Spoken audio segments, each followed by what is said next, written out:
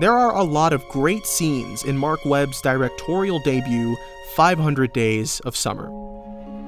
Some of them are fun, some are relatable, but there's one in particular closer to the end of the movie that perfectly captures the message of the film. It's only about 3 minutes long, but in that brief window of time, so much of what makes the movie great is revealed to us. So I want to look at how Webb does this and why the scene is so impactful.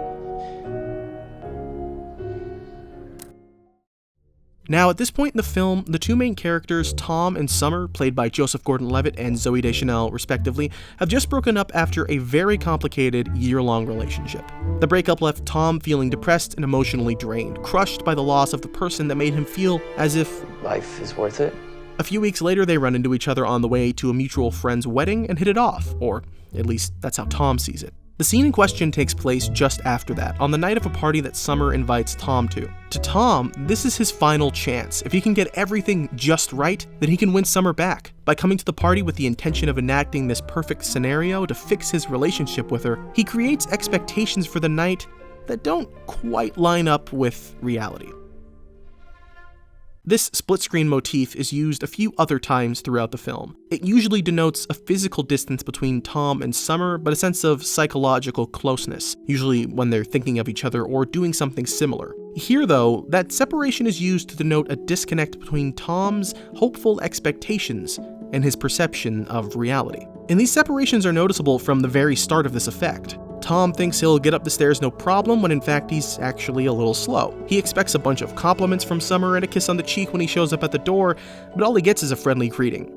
He imagines a small party with friendly people, but instead is presented with a sea of strangers. The scene almost becomes a game of spot the difference, trying to find what parts of the night Tom constructed in his mind before he even got there. And it becomes hard not to wonder, why did he imagine it that way? Tom obsesses over the tiniest components of this moment, concerning himself with what will be strewn across the room, flowers instead of beer bottles, the lighting, a blue hue, something that's usually tied to scenes that are with or about Summer instead of an orange one, the furniture and seating arrangements, how intimate they are. And as the scene moves forward, and these moments that Tom has so meticulously set up in his mind deviate further and further from what's really happening right in front of him, we see him become more distant from the party. It all leads up to a beautifully symbolic crescendo, with Tom's expectation of a door closing on him and Summer and an embrace being used metaphorically to show his expectations being wiped away and consumed by the weight of the realities before him. And in this moment, a truth of Tom and the movie itself is revealed to us. For the majority of the film, there is no real antagonist. Most people will perceive the antagonist to be Summer. She's leading Tom on, making him feel as if their relationship will be more than just something casual. But Summer very blatantly states that that's not what she's looking for.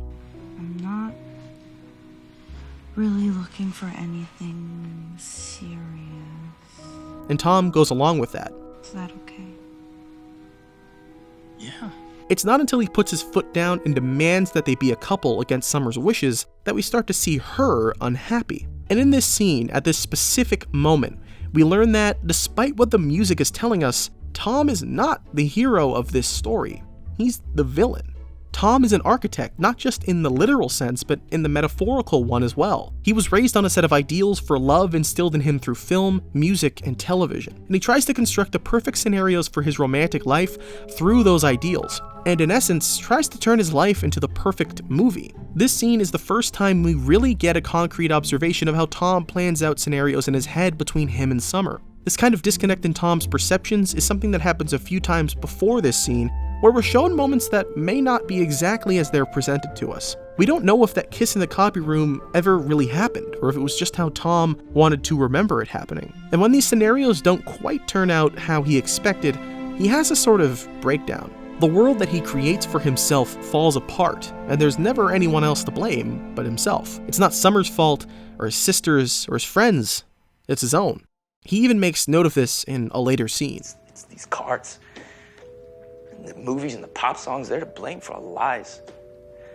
And the heartache, everything. And we're responsible. I'm responsible. And really, that's the message of the scene and the film as a whole. Creating ideals for love only leads to heartache, and accepting life and love for what they are is important to keeping you grounded in reality. Tom spends the whole movie trying to create the best possible relationship he can, ignoring the sad moments and the clear signs of frustration and neglect in order to focus on the ones that went the way he expected. But all that leads to is disappointment and obliviousness. Webb's ability to so perfectly capture that message within the span of just a little over 3 minutes may have come from his background as a music video director.